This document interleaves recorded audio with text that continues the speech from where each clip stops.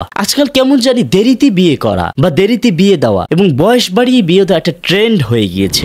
অল্প বয়সে বিয়ে করলে বা বিয়ে দিলেই সেটা হয়ে যায় আনকালচার, বাল্যবিবাহ, ইছড়ে পাকা, এই ধরনের হাজারো ট্যাগ এবং এই ধরনের হাজারো শব্দ ভোমা। অথচ সমাজে আজ বিয়ে কঠিন হওয়ার কারণে, বিয়ে দেরিতে হওয়ার কারণে সমাজে মরণবেধি প্রেম, লিভ টুগেদার, জেনা, বেবিচার, পরকীয়া এগুলো দিন দিন বেড়ে যাচ্ছে। জেনা, বেবিচার, প্রেম, লিভ টুগেদার এগুলো করলে একটা ছেলে একটা মেয়ে জানে সারা জীবন সে একটা মানসিক যন্ত্রণা সাফার করবে, কিন্তু তারপর সে একটা সাময়িক সুখের জন্য সে তার ভবিষ্যৎকে নষ্ট করছে। আর এই ভবিষ্যৎটা নষ্ট করার পিছনে সর্বপ্রথম দায়ী হলো তার অভিভাবক। আর বর্তমান মেয়ের বাবাদের মানসিক চিন্তা চেতনা এতটা বেকারগ্রস্ত হয়ে গিয়েছে, এতটা আবসাদগ্রস্ত হয়েছে, এতটা মানসিক ভারসাম্যহীন হয়ে পড়েছে, তারা দিবালোকের ন্যায় সত্য জিনিসটা বুঝেও তারা সেটা মানতে চায় না। তারা চায় তাদের মেয়েকে একজন বাড়িওয়ালা, গাড়িওয়ালা, চাকরিওয়ালা একটা ছেলের সাথে বিবাহ দিবে। সে যে ক্যারিয়ারে ছেলে খুঁজছে সেই সেম ক্যারিয়ারে তার নিজের এস্টাবলিশড হতে, সেম ক্যারিয়ার তার নিজেকে ডেভেলপ করতে